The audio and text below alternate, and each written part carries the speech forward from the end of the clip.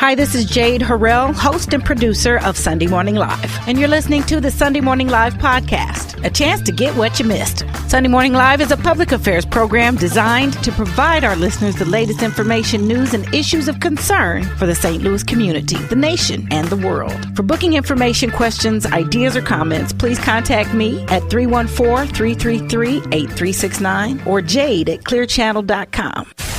The all-new Magic 100.3 is KMJM-FM, Bridgeton, St. Louis, an iHeart radio station. The views and opinions of the following show are not necessarily views and opinions of Clear Channel Media Entertainment, its staff, or management. We're addressing the issues that affect your family, the issues that impact St. Louis. It's Sunday Morning Live with your host, Jade Harrell, on the all-new Magic 100.3. Hi, this is President of the Board of Aldermen, Louis Reed. St. Louis City voters will soon be asked to approve a $150 to $200 million capital improvements bond, which could help neighborhoods all throughout our city. Let your voice be heard and take part in determining the spending priorities for millions of your tax dollars. I'm hosting 3 town hall meetings to hear from you. For more information, go to presreed.com, that's PRESREED.com, or call 314-622-4114. And welcome back, Saturday Morning Live, with a bit of a Stevie Wonder medley this morning. Unlike some, this brother has been doing something quite a bit and for a long time. He's committed to our community, and he's come on today to make sure that we understand what choices are before us before they become something that are ballot issues that we may or may not have input on. I'm very pleased and excited to have the president of the Board of Aldermen joining us this morning, Brother Louis Reed. Good morning to you. Good morning, Jade. I am so excited to be here on your Saturday debut. Right. Yeah. Feels like Sunday, though. Yeah, it does. Yeah. It does. 7 o'clock on the weekend, period. Yeah, exactly. It's just like that. Yeah. It's just like that. But I'm used to it. Praise God for 5 years for me, too. Well, no, it's been more than 5 years. I'm tripping. I came in 2005. Oh, wow. And so it's 2014 now. Oh, man. You've been here for, yeah. I've been at it for a minute. Started out with Kevin Pulley. I was running the board then, right with him and Deneen. And again, this is a legacy program, a long line of people just really trying to make sure that our community is informed, and you're part of that. Yeah, and how long has the program been on the air? Well, over 30 years. Wow. Mm-hmm. Mm-hmm. That says something. A little bit older than you. Yeah. No. Yeah, wouldn't that be nice? Right. Yeah, I'll take that. Right. So tell us what we have coming up. You've got a community call. You're going to have us come out, and what's important? What are we dealing with right now? Well, Jade, one of the ways cities finance their operation, the things that they do, everything from renovating buildings to streets, to street repairs to all kinds of things like that, projects and stuff that the city would do, is by issuing a GO bond, which is a general obligation bond. These bonds are issued, every 10 to 15 years generally. I think the last one in St. Louis was done in 1999. So that one has run its course. And, it's now time to do another GO bond. Mm-hmm. But to do a bond requires us to put it on the ballot for the voters. The voters have to approve it, right? And the way the bonds work is, banks, offer to investors, an opportunity to buy bonds, right? Mm-hmm. And municipal bonds have a pretty good rating because, we have to pledge the full faith and credit of the city. That's right. Behind it. You better pay. Yeah. And because it's collected off of property tax, right? It has it's very unlikely that it's going to fail, right? So it's a good investment for investors also. And in this case, what we need to do is issue a bond somewhere in the neighborhood from $150 to $200 million bond, right? to finance, projects that we have, that have been backlogged all across the city. Everything from public safety things, to, the firehouses, the fire engines, to the police department cars and vehicles and equipment there, to bridges and streets and all that kind of stuff. Now, what I'm doing this time, I want to make sure that the residents and the people who are going to be paying that bond, their taxes to support that bond, they have a voice in what projects and what things they would like to see. Okay. So we're holding these community forums all over the city to solicit from people what they would like to see in a bond issuance. Mm-hmm. So before it gets to the ballot, they will have an opportunity to structure what would actually be on the ballot, right? And and here's the thing. It can be voted up or down. Sure. And whether you like it or not, whether you say I support a GO bond or not, it's really still important for you to take part in the discussions, and also structuring, having your voice be heard and what kind of projects and what are some of the spending priorities you would like to see. Sure. Now, you mentioned that we would get our voices heard, and then you also said it kind of creates the structure for the bond. Before it's issued, it at least has the input. How likely, or how does the voice actually get translated to be a part of the document that says, hey, here's what we need the loan for? Well, the document is I'm carrying the bill, right? So I would be the primary sponsor of the bill. So the things that would go in the bill, I get the opportunity to control those things that are going in the bill. And also, I'm a member of the board of ENA. So that 3-member board, myself, the comptroller, and the mayor, we have an opportunity to structure and to make sure that community input is injected into the thing there in the discussion, and that is taken into account. So you're committing that what you hear from the community will be included in what you submit?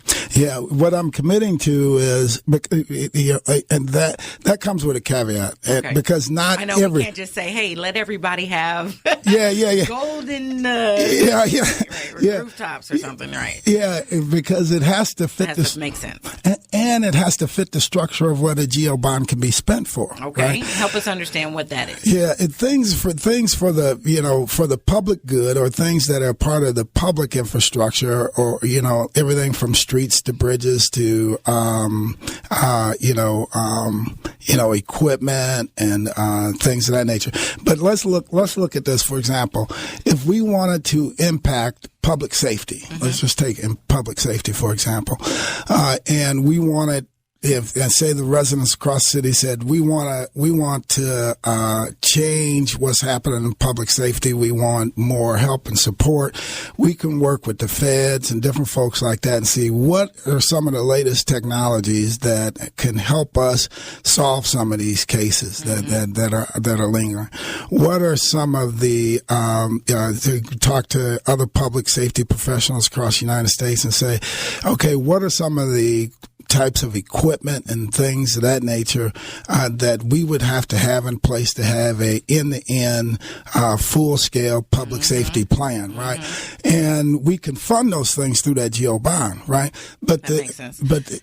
So at the meetings, will you also kind of frame the conversation around the things that are relevant to the bond? I know that anytime somebody sees you, they want to give you the full laundry list of needs and wants and desires and complaints. But at these meetings, we would be able to understand what things would help achieve the goals that you're trying to set. Absolutely. Here's the structure of the public engagements. The first thing we're going to do is give a quick little primer. We're going to talk to the attendees about what a GO bond is, what types of things you can spend it on, the process, the whole thing. So they're going to understand the whole process from there. Then we're going to break up into little breakout sessions for about 20 or 30 minutes and have team leads working with the different groups to talk about what types of things would make a difference in your community. And what we're going to look for are these common threads or common themes across groups and across multiple days that can begin to change what that GO bond looks like, right? And here's the other thing. If your property taxes are being used to pay for, these things, right? Mm-hmm. One of the things we need to make sure is that it is a good investment, a long-term, standard investment that would make a difference in the lives of you, your neighbors, and your neighborhood, and the people of the city of St. Louis as a whole. And we can do that if we make sure that if we begin to factor the voices of the people into it, opposed to just going out and passing a bill and saying vote it up or vote it down. Right. Just it's either or. All right. So you said meetings plural. Yes. When are they, and how do we get to you and get to there and make sure we get our voices heard? All right. One quick thing, real quick. Absolutely. The bonds will only cost $30 a year per $100,000 a housing cost, right? So $30 per $100,000. We're also going to create a community advisory board, oversight advisory board, so that the community can make sure that these bonds, are implemented in the way that they originally wanted them to be implemented. And the 3 meetings are this: April 15th at the Missouri History Museum from 6 o'clock to 7:30 p.m. Okay. April 17th at O'Fallon Recreation Center, which is at 4343 West Florissant. What time on the 17th? It's both. When I said 6 o'clock, it's really 6:30 to 7:30. Gotcha. On you both of these. Left it at 6. Man, yes. So we'd be on time. Yeah. And that one's April 17th. Mm-hmm. And then the last one is April 19th at Crondelec Recplex. And that one's from 12 to 2. 12 to 2. So can you please come back next week and we spend some time going in depth about the GO bonds and some more things that we could probably even accomplish on that April 19th meeting?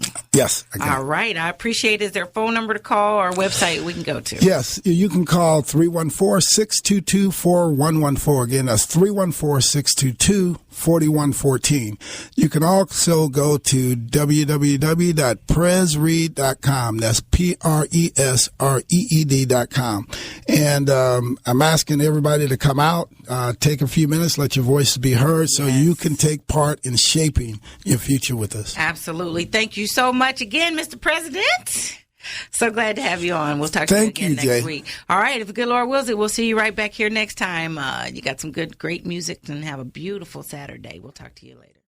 Hi, this is President of the Board of Aldermen, Louis Reed. St. Louis City voters will soon be asked to approve a $150 to $200 million capital improvements bond, which could help neighborhoods all throughout our city. Let your voice be heard and take part in determining the spending priorities for millions of your tax dollars. I'm hosting 3 town hall meetings to hear from you. For more information, go to presreed.com, that's PRESREED.com, or call 314-622-4114. Sunday Morning Live has been a cornerstone of the St. Louis community for over 30 years. In-studio guests include community organizations, political experts, professionals, and celebrities. Sunday Morning Live gives listeners the opportunity to dialogue with our guests and express their opinions. Take part, share your voice, and become connected. Be sure to check out our blog at kmjm.com, keyword Sunday Morning. Like us and follow us on Facebook at SMLSTL, and keep the conversation going. Sunday Morning Live on Magic 100.3. You've been listening to Sunday Morning Live, a public affairs program of the all-new Magic 100.3. The views and opinions of today's show were not necessarily the views and opinions of Clear Channel Media and Entertainment, its staff or management. Thank you for listening.